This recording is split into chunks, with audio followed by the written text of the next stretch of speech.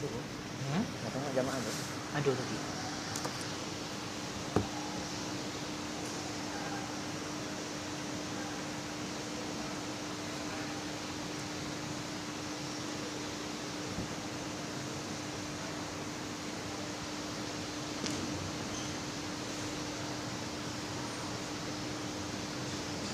Bismillahirrahmanirrahim. Assalamualaikum warahmatullahi wabarakatuh. Alhamdulillahirabbil alamin. Wa bihi nasta'inu ala umuri dunya waddin. Shalatu wassalamu ala asyrafil anbiya'i wal mursalin sayyidina wa maulana Muhammad wa ala alihi wa sahbihi ajma'in. An Ibnu Syihab qala akhbarani Anas bin Malik radhiyallahu anhu annahu kana bin 10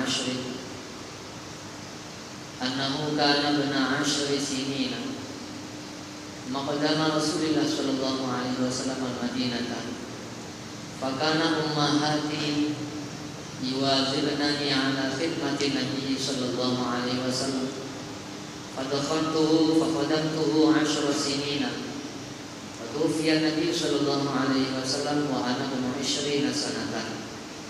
Fakuntu a'laman nasi bi sya'nil hijabi hina unzil. Wa kana awwala ma unzila fi maqbutana Rasulullah sallallahu alaihi wasallam bi Zainab binti Jahsh. Asbaha Nabi sallallahu alaihi wasallam biha arusan. Fada'a qauman fa asabu min at-ta'am. Thumma kharaju wa baqiya rajulun minhum 'inda an-nabi sallallahu alaihi wasallam fa aqalu al-muftar fa qama an-nabi sallallahu alaihi wasallam fa kharaja wa kharajtu ma'ahu likai yakhruju fa masha an-nabi sallallahu alaihi wasallam wa mashaitu hatta jaa 'atabata hujrati 'Aisyah thumma dhanna annahum kharaju faraja'a wa raja'tu ma'ahu hatta idza dakhala 'ala Zainab fa idza hum julusun lam yaqumu Faraja'a Nabi sallallahu alaihi wasallam waraja'tu ma'ahu hatta idza balagha 'atabata hujrati 'Aisyah wa dhanna annahum kharaju faraja'a wa raja'tu ma'ahu fa idza hum qad kharaju fa daraba Nabi sallallahu alaihi wasallam baini wa bainahu bis-sitri wa unzila al-hijab. Jamaah maghrib yang dimuliakan Allah Subhanahu wa taala. Kita lanjutkan pengajian kita bahwa diceritakan dari Ibnu Syihab yang mengabarkan bahwa Anas bin Malik telah cerita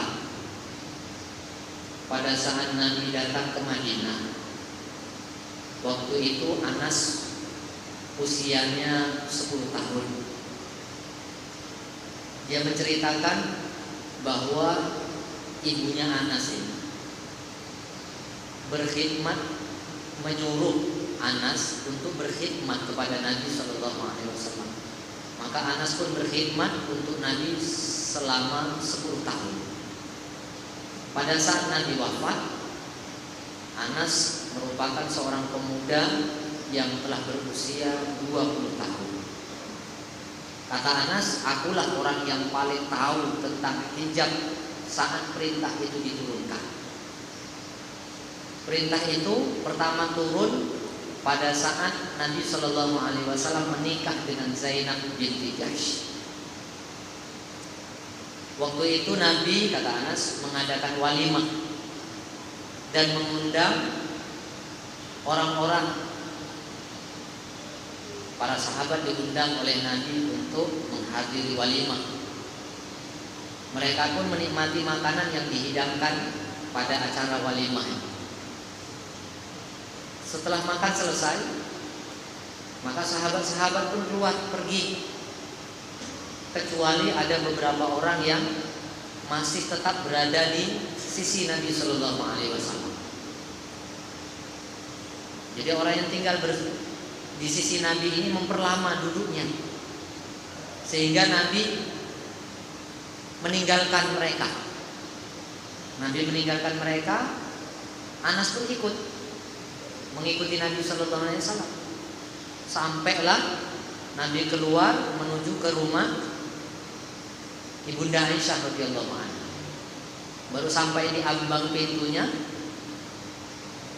maka Nabi sudah mengira, dalam perkiraan Nabi, orang yang tadi duduk di rumahnya, di rumah Zainab itu sudah keluar.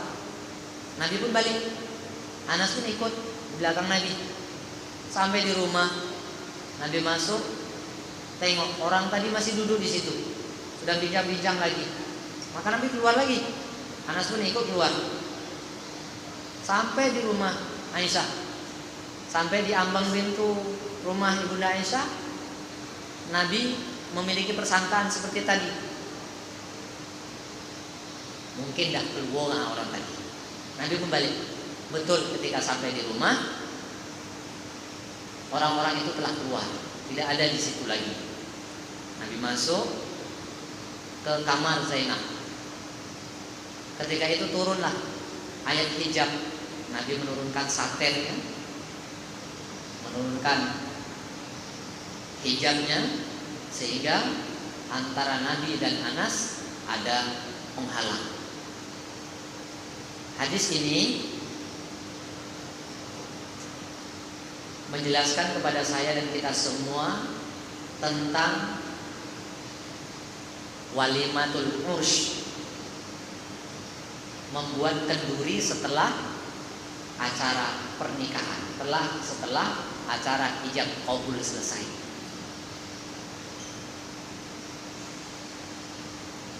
Ini yang pertama ceritanya, pelajarannya. Yang kedua, apabila acara sudah selesai, maka tamu janganlah berlama-lama menemani pengantin sampai pengantin itu gelisah.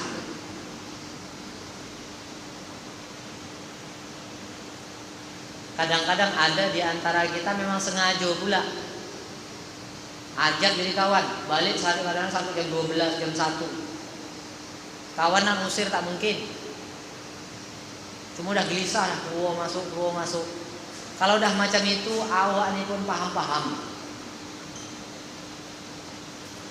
Jangan berlama-lama. Kalau sudah selesai acara walimatul urus, umpamanya nikahnya itu selepas isya, umpamanya kan. Selesai nikah terus acara kenduri, walimah. Usah pula terlalu lama bersembang-sembang dengan calon pengantin. Sama ibu-ibu atau bapak-bapak, sama. Bagilah can dekat orang. Ini pelajaran dari hadis. Nabi saja ketika itu bukan istri, bukan hanya Zainab saja istrinya, Aisyah sudah menjadi istrinya. Yang difikirkan oleh Nabi bukan pribadi Nabi. Okelah kalau Nabi bisa balik ke rumah Aisyah, tapi bagaimana dengan Zainab? Bagaimana dengan istrinya? Dalam satu riwayat diterangkan bahwasanya manakala istri kita itu janda, maka kita harus tunggu dia sampai 3 hari. Kalau dia gadis, seminggu. Jadi lebih lama lagi gadis daripada janda. Kalau nikah dengan janda 3 hari asuhnya tidak boleh lah, pindah haluan. Tapi kalau gadis 7 hari, bahasa lain usah pijak tanah, bahasa kita macam itulah. Ini memang disampaikan oleh Nabi Sallallahu Alaihi Wasallam. Dan agama itu memang secara terbuka. Kalau ditanya kepada wanita-wanita, memang kenyataannya seperti itulah dia. Tak bisa awak bawa pengantin baru kan, hari pertama udah cabut lah alamat.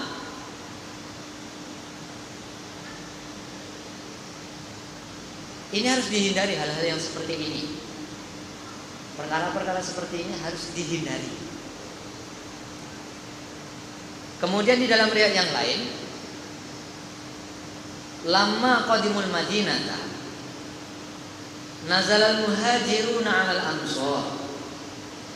Fa nazala Abdurrahman bin Auf ala Sa'd bin Rabi' Faqala uqasimu kamali wa anzilu laka an ihdam ra'atai. Qala barakallahu laka fi ahlika wa malika. Fa kharaja ila suq fa ba'a wa ashtara fa asaba syai'an min aqitin wa samnin fatazawwaja.